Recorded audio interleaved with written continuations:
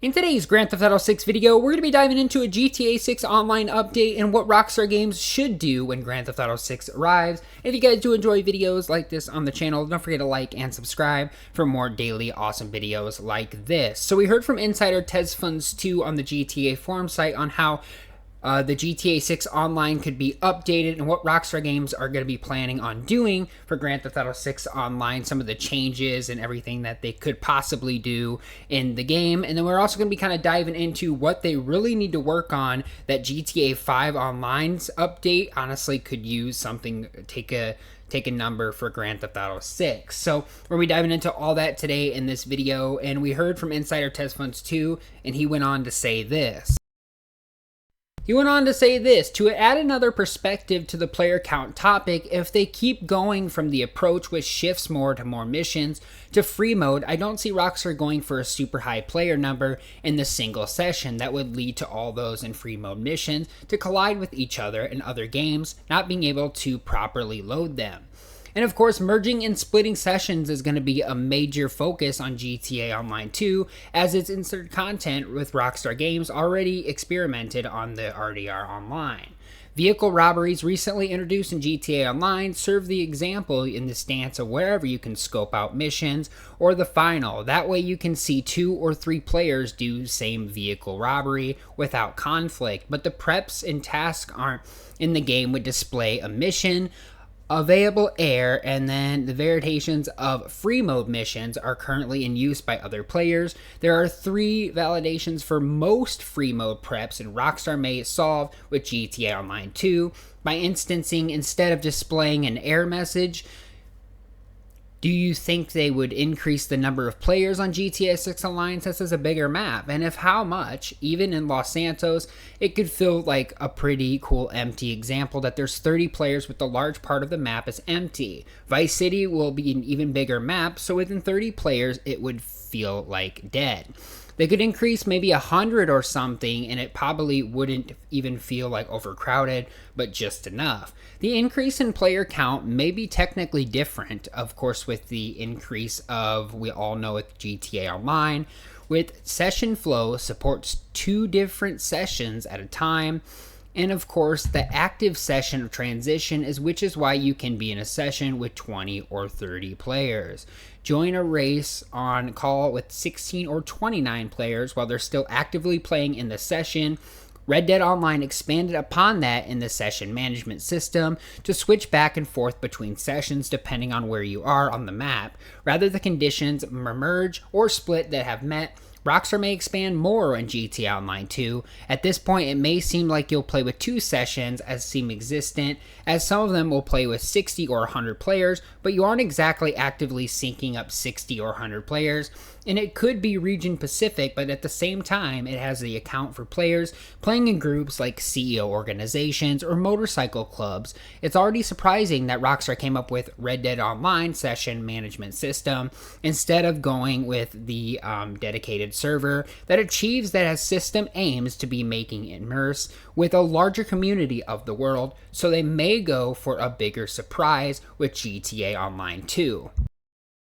So yeah, I think Rockstar Games could definitely work on this. I think they could definitely use time gaming management, which basically what that means, as we talked about, as TezFunds2 Insider said, maybe we could have 100 players instead of 60. Maybe we could have 2 sessions in GTA 6. And what I mean by that is 1 session for 60, then another session for 60. That way it's not all big crowded. As we kind of see in GTA 5 with all the PC mods and all the crazy stuff that goes on console with PC and generation, they could change that up. So basically what we're trying to kind of break down here, I'm going to break it down and explain it the best I can for you guys, but basically what they're going to do is take a whole bunch of people in a session, bring them to another session, and maybe even have less of a crowd with management. So that would definitely help spruce up GTA 6 Online. And as TezFunds2 Insiders talked about, he said it is possible, and Rockstar Games are most likely able to do that.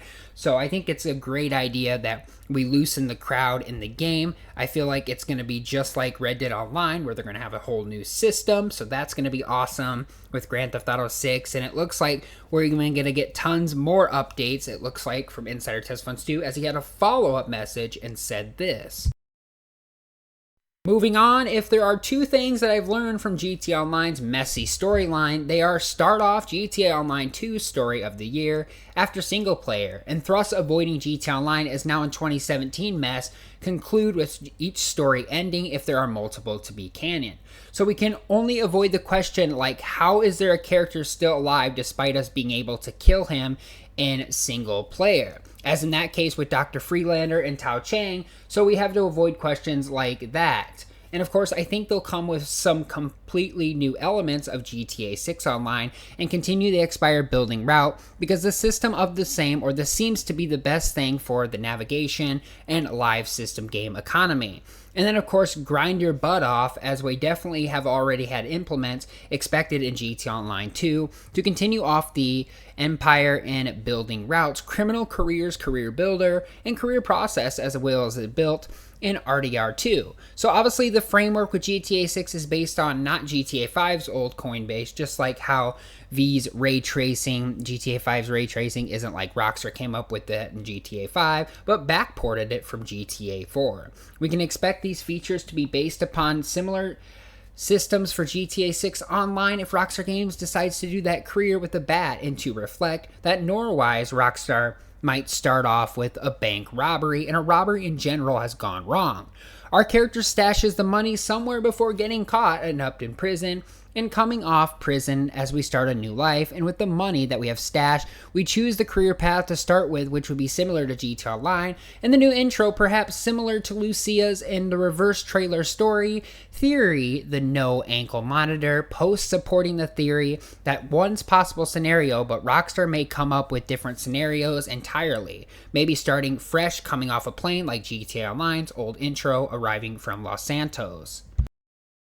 But yeah, I'd have to agree with TezFunds too. Why in the world would Rockstar think this was a good idea? And I definitely want to see this change in GTA 6 Online. It's like when a character dies, as you guys remember in single player, we instantly killed, Michael had the option to kill Dr. Freelander because he was actually using Michael for his radio show to kind of talk about Michael's problems, and that is all confidential and private, so Michael did not want that out there, so he had the option to run away or kill Dr. Isaiah Freelander, and in this instance in single player, everybody killed Dr. Isaiah Freelander because he's kind of a scumbag for stealing Michael's, radio or a conversation to put in his radio show just to make him millions. So another thing is, on that side note, is Dr. Freelander and Tao Chang all died in single player, and as we know, single player took back in 2017 with before single player, so they were both dead. But of course, we see Dr. Isaiah Freelander for some reason come back alive in GTA 5 Online, which doesn't make sense because we technically killed Dr. Isaiah Freelander and Tao Chang. It just doesn't make sense with the storyline, so hopefully Rockstar Games will fix stuff and not make that big mistake in GTA 6 Online. It definitely wouldn't be a good idea. And some of the other missions, like the beginning of the story mode where you're introduced to Los Santos with Lamar, that all could change. Hopefully there could be an instance where we're robbing a bank and then our online character kind of just transitions into the life of Miami, the state of Leonida. Who really knows? But that does make a good question, is like, why Rockstar would you bring back two characters that we had the option to kill and mostly did kill? Why are they back? Like, are they ghosts, or how the heck is this possible? Like, this just doesn't make sense. Hopefully Rockstar Games will do better in GTA 6 Online, but that's something, and those are the new changes that we expect to see in GTA 6 Online. But I'd love to hear from you guys in the comments down below. What do you guys think about the whole discussion between everything and all the updates that we want to see in GTA 6 Online's version? I'd love to hear from you guys in the comments down below. Everything we discussed, let me know down there. And of course, thanks for watching, guys. If you guys did enjoy videos like this on the channel, don't forget to like and subscribe for more daily awesome videos, such as GTA 6 Rockstar Games videos and all the Red Dead Redemption 2 content that I'll be doing on my channel. Subscribe for more of those. And of course, once again, guys, thanks for watching. Stay happy, healthy, and well, and I'll see you guys all later on the next video.